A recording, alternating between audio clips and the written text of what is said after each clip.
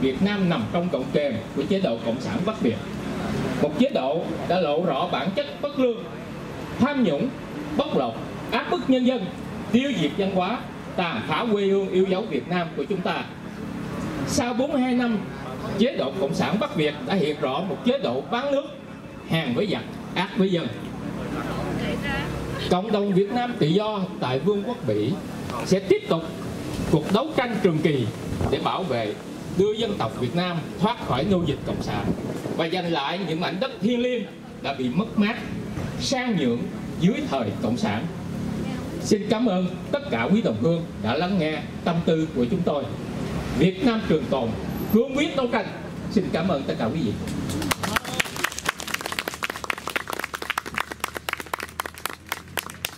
Xin Monsieur Phan Thanh Trung. Thưa quý vị, sau đây chúng tôi xin giới thiệu giáo sư tiến sĩ Nguyễn Mộc Châu, hội trưởng Hội chuyên gia Việt Nam, xin có đôi lời trao đổi với quý vị và tất cả chúng ta.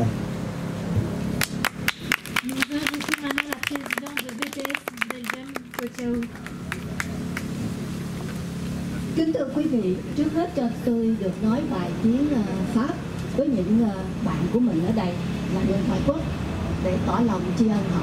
Xin được quý vị thông báo. Mesdames, Messieurs, chers amis, tout d'abord, au nom de l'Association des professionnels vietnamiens de Belgique, nous remercions sincèrement les organisateurs de cette manifestation de nous avoir associés à leurs actions de ce jour. Nous en sommes reconnaissants.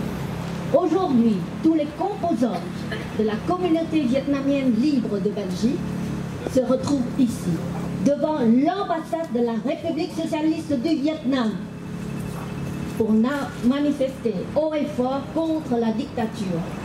Rappelons-nous du 30 avril 1975, la journée noire de l'histoire contemporaine du Vietnam, où le Parti communiste vietnamien a envahi le Sud-Vietnam et depuis lors exerce un régime autoritaire, inhumain et rétrograde sur tout le territoire du Vietnam. Cela fait 42 ans, jour pour jour, que le peuple vietnamien vit dans la pauvreté, avec moins de 4 euros par jour.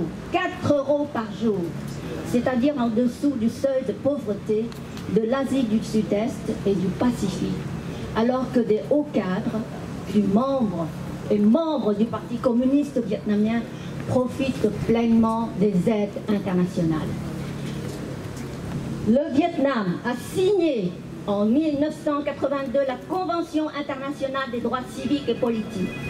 Non seulement les communistes n'ont pas respecté, mais en plus, ils ne cessent d'étouffer la liberté d'expression et les manifestations du peuple vietnamien par des arrestations barbares et de lourds emprisonnements.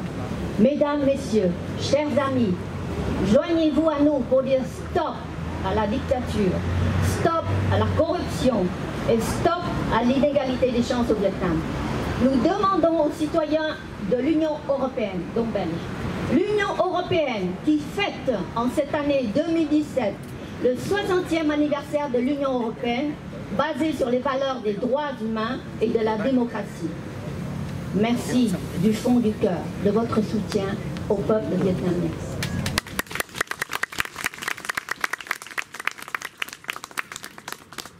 Kính thưa quý ông bà, quý cô bác và thân hữu, trước hết thay mặt các anh chị em Hội chuyên gia Việt Nam tại Vương quốc Bỉ, chúng tôi xin chân thành cảm ơn Hội Cựu quân nhân Vương quốc Bỉ đã đứng ra nhận lấy trách nhiệm tổ chức cuộc biểu tình kỷ niệm 42 năm ngày Quốc hận 30 tháng 4 1975. Thật đáng quý. Trong cơ hội này, chúng tôi xin được thưa cùng quý vị 2 điểm. Điểm thứ nhất, sự tưởng nhớ. Hôm nay chúng ta đoàn tụ trước Sứ quán Cộng sản Việt Nam để nói lên sự bất mãn của chúng ta đối với chế độ độc tài, tàn ác với dân của nhà cầm quyền Cộng sản tại Việt Nam. Một chế độ bạo ngược với dân là một tội phạm khổng lồ đối với pháp luật quốc tế, và chính nó không sớm thì muộn cũng sẽ tự tiêu diệt. Đồng thời chúng ta đoàn tụ nơi đây để tưởng nhớ đến những vị anh hùng chiến sĩ và những nữ quân nhân Việt Nam Cộng Hòa, những thương phế binh quốc gia đã hy sinh tất cả cho chúng Giáo hoàng François đã tuyên bố vào năm 2015, khi một dân tộc quên lãng quá khứ lịch sử, cội nguồn của mình, thì dân tộc đó không còn tương lai. Vì thế, người Việt quốc gia nói chung, cộng đồng Việt Nam tự do tại Vương quốc Bỉ nói riêng, có bổn phận phải tưởng nhớ ngày Quốc hận 30 tháng 4 1975, tưởng nhớ dân tộc Việt có 4.000 năm văn hiến, và tưởng nhớ tinh thần bất khuất trước một chế độ độc tài và bạo ngược của Cộng sản Việt Nam để gìn giữ tương lai của dân tộc Việt Nam. Điểm thứ hai, tôi xin thưa cùng quý vị là thông tin. Từ 42 năm qua, Cộng sản Việt Nam không ngừng tung ra những tin tức mị dân, dối trá để lừa bịp dư luận quốc tế, để hưởng tài trợ và xin chức vị tại các cơ quan quốc tế. Nếu chúng ta im lặng không phản ứng thì thế giới sẽ nghĩ là chúng ta đồng ý với Cộng sản Việt Nam. Vì thế chúng ta cần phải nỗ lực thêm, mỗi người một phương tiện, dưới mọi hình thức, tại sở làm việc, với bạn bè quen biết. Chúng ta cần thông tin, trao đổi và giải thích cho người ngoại quốc biết sự thật về những hành vi đàn áp dã man của nhà cầm quyền Cộng sản Việt Nam đang lén lút bán đất,